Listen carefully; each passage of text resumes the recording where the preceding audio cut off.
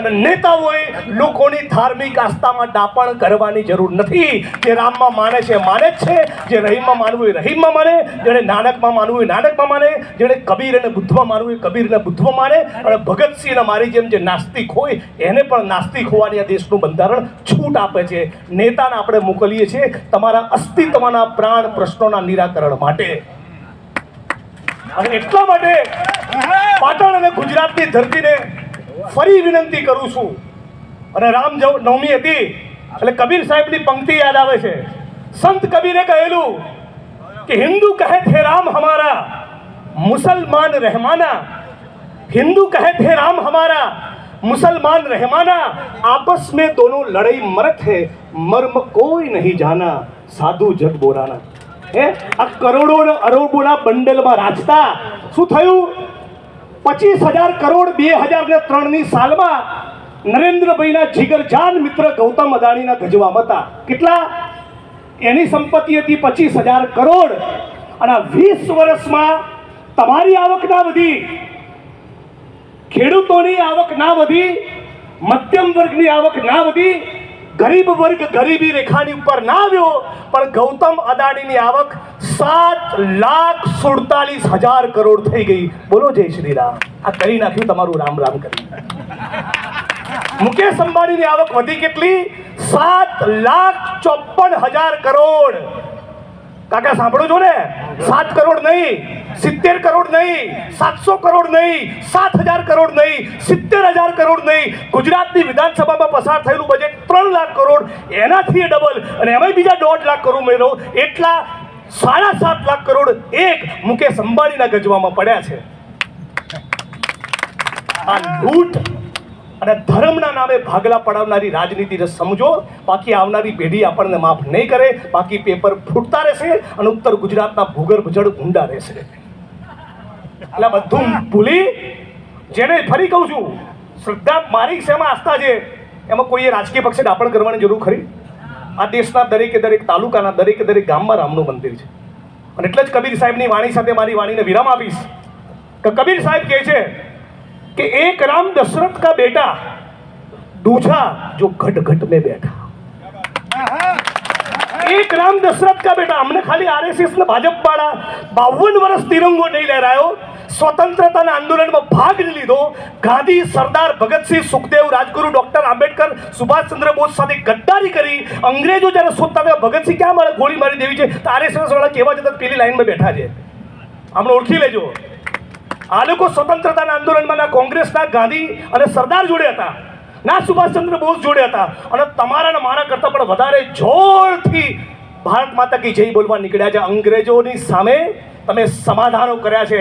કોંગ્રેસનો સિપાહી અને ભારતનો સામાન્ય નાગરિક છાતી પર જ્યારે અંગ્રેજોની ગોળી ખાતો હતો ત્યારે તમે અંગ્રેજોનું પેન્શન ખાતા હતા. ડાપણ ના કરો. કબીર સાહેબે કહ્યું છે કે એક રામ દશરથ કા બેટા, दूजा जो घट घट में बैठा, तीसरे राम का सकल पथारा, चौथा सबसे निर्गुण सबसे न्यारा. એની વ્યાખ્યા પણ ના થઈ શકે. બિલ્કિસ બાનુના બળાત્કારીઓને જેલમાંથી છોડીને લાડવા ખવડાવનારા, 100 દિવસ સુધી જે દીકરીઓએ બળાત્કારની ફરિયાદ લઈને દિલ્હીની સડકો પર બેસવું પડ્યું, અને મણિપુરમાં જે લોકો સ્ત્રીઓને નગ્ન કરીને છતાં એક શબ્દ નથી બોલ્યા. તમારો ભારત માતા કી જય બોલવાનો અધિકાર નથી, ગદ્દારો. અને હજી તમને છેલ્લી વાત કહું, આમનું ચરિત્ર ઉજળું એટલે હા હા કેવું ઉજળું. માનની શક્તિભાઈ, ભારતીય જનતા પાર્ટીના મેઘાલયના ઉપાધ્યક્ષનું નામ બર્નાડ. બૂથ ઉપર જઈને કહેશો ને બધા આ વાત, દરેકે દરેક બૂથ ઉપર જઈને સમજાવવાની છે વાત.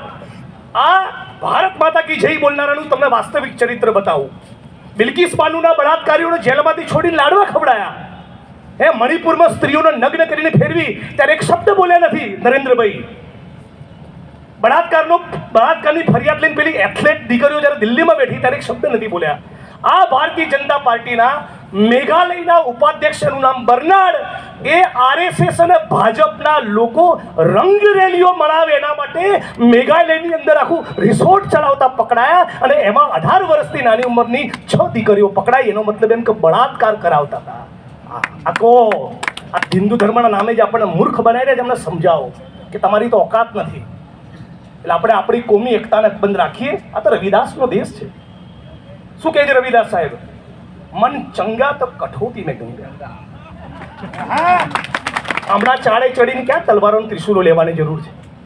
હિન્દુ મુસ્લિમ બધા બિરાદરોને કહું છું, જે નિદા ફાઝલીએ કહ્યું કે ઘર સે મસ્જિદ હૈ બહોત દૂર, घर से मस्जिद है बहुत दूर, तो चलो यूं करे किसी रोते हुए बच्चे को हंसाया जाए. તમને તો હિન્દુ ધર્મમાં આસ્થા રાખનારી વિધવા બહેનો સમાજ કલ્યાણની ઓફિસની બહાર ધક્કા ખાતી હોય છે ત્યારે તમને એનું દર્દ નથી દેખાતું. દિલ્હીમાં આંદોલનમાં 700 ખેડૂતોના ભોગ લેવાયા, એ ખેડૂતોનું દર્દ તમને નથી દેખાતું. અજય ટેની ભાજપના ઉત્તર પ્રદેશના મંત્રીના દીકરાએ ખેડૂતોની છાતી પર ગાડી ફેરવીને એમને છોડી નાખ્યા, એમનું ખૂન કર્યું. ત્યારે તમે ક્યાં હતા? આ બધું તમે સમજો છો? આગલી રાતે ચૂંટણીના આગલી રાતે જાતિ અને ધર્મના નામે લડાવા આવે તેની કોઈ વાતમાં પડતા નહીં. આ ચંદન તમને બધાને કરશે વંદન. આ સર્વ સમાજને લઈને ચાલશે. આ સદારામ બાપાના ભક્તની જવાબદારી હું લઉં છું અને તમામ લોકોને કહું છું કે મારી વાણીમાં તમને સત્યનો એક અણુ દેખાતો હોય તો ચંદનજી ઠાકોરને વોટ આપજો. આ સભામાં ઉપસ્થિત અને વિડીયોના માધ્યમથી જે પણ દલિત સમાજના ભાઈઓ મારી વાત સાંભળવાના છે એમને છેલ્લે 3 વાક્ય કહું કે નરેન્દ્રભાઈ આરએસએસ અને ભારતીય જનતા પાર્ટીને સૌથી વધારે કોઈ નેતાથી તકલીફ હોય તે ડૉક્ટર બાબા સાહેબ આંબેડકર. યાદ રાખજો, નરેન્દ્રભાઈ આરએસએસ અને ભારતીય જનતા પાર્ટીના સૌથી વધારે કોઈ પુસ્તકથી નફરત કરતા હોય તો આ દેશનું બંધારણ છે. અને નરેન્દ્રભાઈ આરએસએસ અને ભારતીય જનતા પાર્ટી સૌથી વધારે કોઈ નીતિનો વિરોધ કરતા હોય તે દલિત આદિવાસી ઓબીસી સમાજને મળતી અનામત છે. અને એટલા માટે પેલો બંગો રાહુલ ગાંધી કહે છે જાતિ જનગણના તો હોકે રહેગી.